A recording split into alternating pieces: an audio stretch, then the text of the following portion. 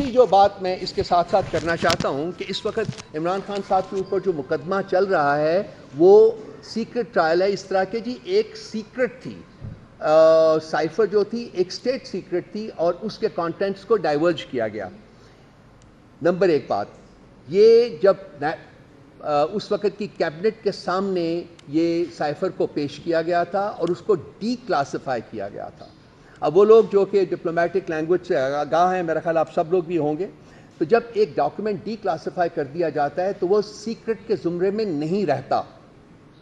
وہ ایک document public document ہو جاتا ہے. اور اس ڈاکیومنٹ کی کاپیز کو پرائم منسٹر صاحب نے اس وقت شیئر کیا تھا speaker of the national assembly کے ساتھ, اس کے ساتھ پریزیڈنٹ صاحب کے ساتھ شیئر کیا تھا اور چیف جسٹس آف پاکستان کے ساتھ شیئر کیا تھا. اور چیف جسٹس آف پاکستان سے یہ استدعا بھی کی تھی کہ آپ اس کے اوپر کوئی ایک کمیشن بنا کے اس کے کانٹینٹس کو انویسٹیگیٹ کریں اور دیکھیں کہ یہ کیوں ہوا ہے. سو یہ آج امریکہ میں, لیکن اس کے اوپر اس کی پاداش میں خان صاحب کے اوپر سیکرٹس ایکٹ کے تحت مقدمہ چل رہا ہے جو آپ دیکھ رہے ہیں کہ اس کے ڈے ٹو ڈے بیسس کے اوپر اس کے اوپر اس کو آگے بڑھایا جا رہا ہے. لیکن اسی سائفر کے بارے میں امریکن کانگریس میں اوپن ہاؤس ہیئرنگ ہوئی ہے. سو وہ لوگ جن کے بارے میں یہ سائفر ہے, جن کے خوف سے وہ چاہتے تھے کہ سائفر کے بارے میں بات نہ کی جائے, ان کا اپنا کانگریس جو ہے اس میں ایک اوپن ہیئرنگ ہو رہی ہے ان کی فارن افیئرز کمیٹی میں, اور وہ اس کو سیکرٹ نہیں سمجھتے. تو یہ کانفلکٹ جو ہے پاکستانی گورنمنٹ کی پوزیشن میں اور امریکن گورنمنٹ کی پوزیشن میں یہ بڑا انٹرسٹنگ ہے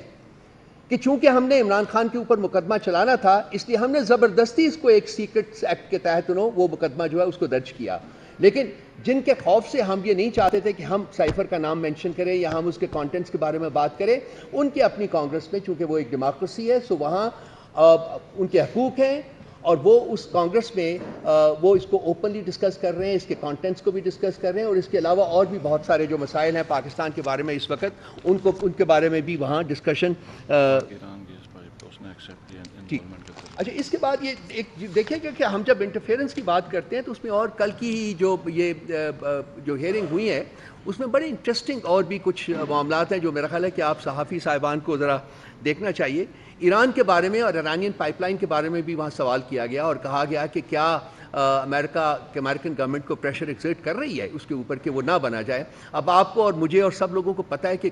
سال سے امریکن پریشر موجود ہے کہ وہ ایرانین گیس پائپ لائن جو ہے وہ نہ بن سکے, حالانکہ پاکستان اور پاکستان کی عوام کی اشد ضرورت ہے کہ گیس ہمیں ملے. آپ کو پتہ ہے کہ سردیوں میں کیا حال ہوتا ہے بلکہ گرمیوں میں بھی کیا حال ہوتا ہے.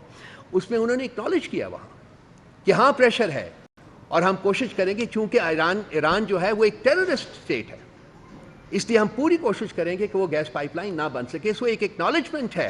پاکستان کے انٹرنل افیئرز میں اسی کانگریشنل ہیئرنگ میں جو کہ اکنالج کی گئی ہے وہاں. سو بہت سارے مسئلوں کے اوپر ہم اپنے لب کھولنے سے بہت گھبراتے ہیں کہ جی پتہ نہیں کیا ہو جائے گا, لیکن ایک جینون ڈیموکریسی میں ایک جینون جمہوریت اور جمہوری ملک میں اس قسم کی چیزیں جو ہے وہ پبلک ڈومین میں آتی ہیں, ان کو اوپنلی ڈسکس کیا جاتا ہے تاکہ عوام جو ہے وہ حقائق کو جان سکیں.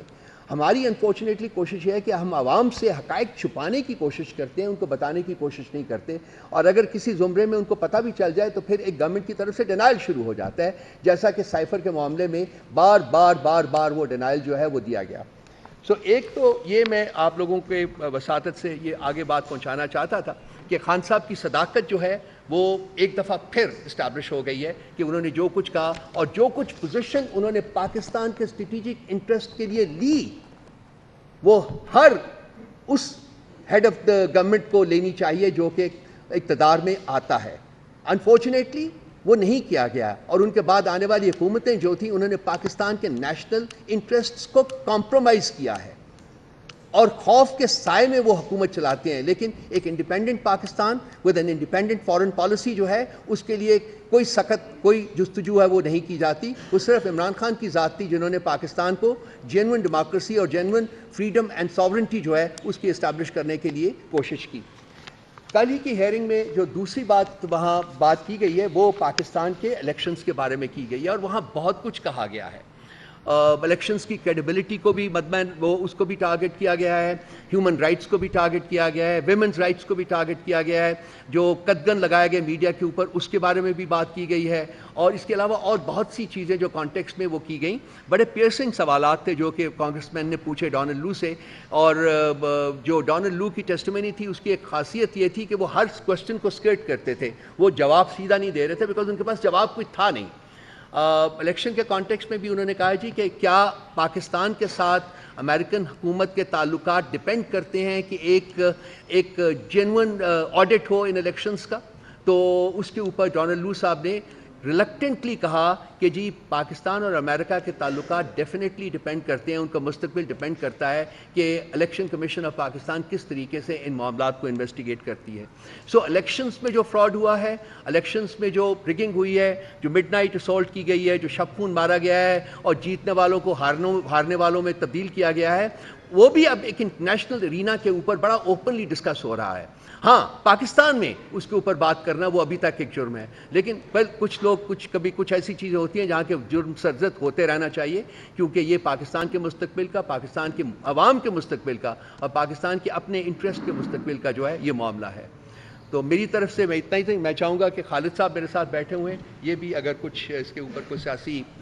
پس منظر جو ہے پیش کر دیں اس کا، تو I should be grateful to ہم. خالد صاحب.